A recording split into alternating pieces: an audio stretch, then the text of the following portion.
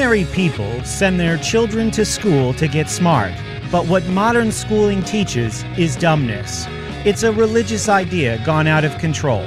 You don't have to accept that, though, to realize that this kind of economy would be jeopardized by too many smart people who understand too much. Listen, Chris, I'm not into name-calling here. I think we've got to... Old-fashioned dumbness used to be simple ignorance. Now it is transformed from ignorance into permanent mathematical categories of relative stupidity, like gifted and talented, mainstream and special ed. Categories in which learning is rationed for the good of a system of order. Dumb people are no longer merely ignorant, now they are indoctrinated.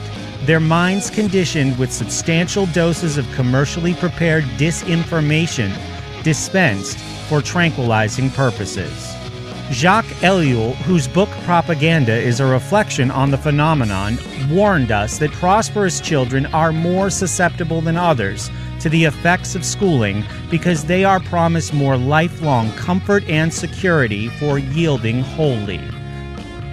Quote, critical judgment disappears altogether, for in no way can there ever be collective critical judgment. The individual can no longer judge for himself because he inescapably relates his thoughts to the entire complex of values and prejudices established by propaganda.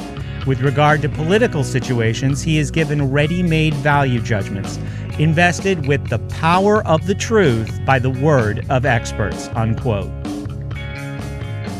The new dumbness is particularly deadly to middle and upper-class kids already made shallow by multiple pressures to conform imposed by the outside world on their usually lightly rooted parents.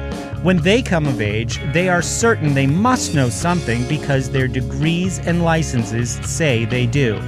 They remain so convinced until an unexpectedly brutal divorce, a corporate downsizing in midlife, or panic attacks of meaninglessness upset the precarious balance of their incomplete humanity. Alan Bullock, the English historian, said evil was a state of incompetence.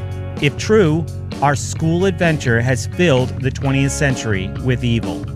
Ellul puts it this way: the individual has no chance to exercise his judgment either on principal questions or on their implication.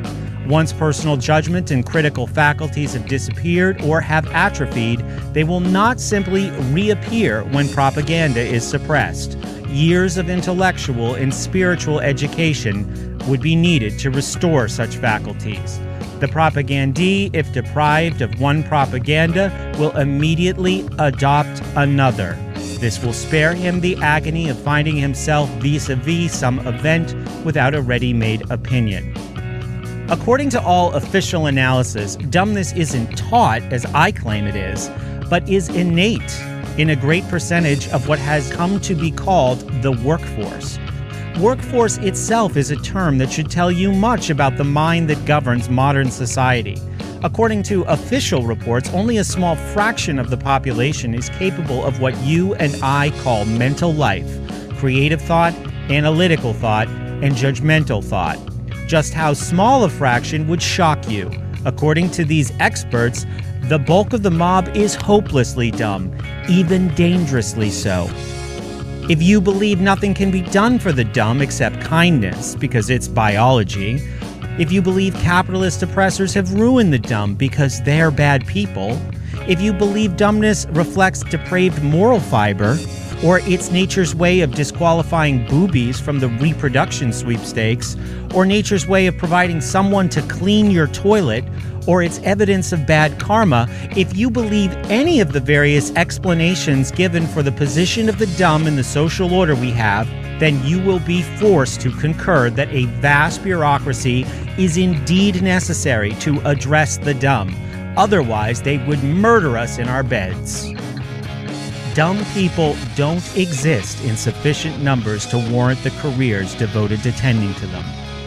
Mass dumbness first had to be imagined. It isn't real. Once the dumb are wished into existence, they serve valuable functions.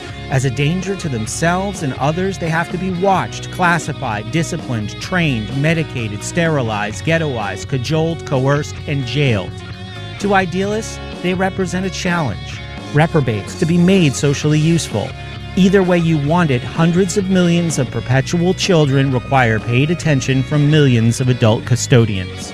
An ignorant horde to be schooled one way or another.